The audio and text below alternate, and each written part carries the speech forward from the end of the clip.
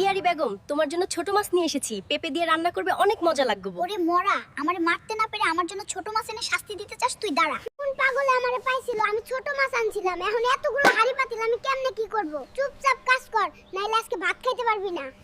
পিয়ারি বেগম, অনেক বড় মাছ এনেছি তোমার জন্য। আমাকে শাস্তি দেবে না বললেই হয়, এত নাটক করার কি দরকার হেনা? পিয়ারি বেগম, তুমি কি আজকেই যাবে নাকি কয়েকদিন পরে যাবে? ও, আমাকে পাঠিয়ে দিয়ে তুমি ফোনে কোন মাতারিকে ফোন দিবা আমি বুঝি না। পিয়ারি বেগম, তুমি সারাদিন এত কাজ করো, তোমার অনেক কষ্ট হয় তাই না? গোলামের পুত, তুই আবার বিয়ে করতে চাইবি? খাইছি তরে। পিয়ারি বেগম, তুমি শুয়ে পড়ো, আমি বাইরে থেকে একটু ঘুরে আসছি। ও, তুমি বাইরে যাত্রায় মেয়েদের নাচ দেখতে যাবা? বুইড়া তুই আজকে ঘরে আসবি না।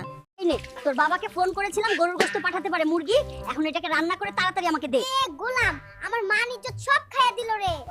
বাবাই ছিল এই মাছটা নিয়ে, আমি বললাম বাড়িতে যাওয়ার দরকার নেই, আমাকে দেন। বাবারে আনস নাই কেন? আজকে তুই চিংড়ি কাঁচায় খাবি।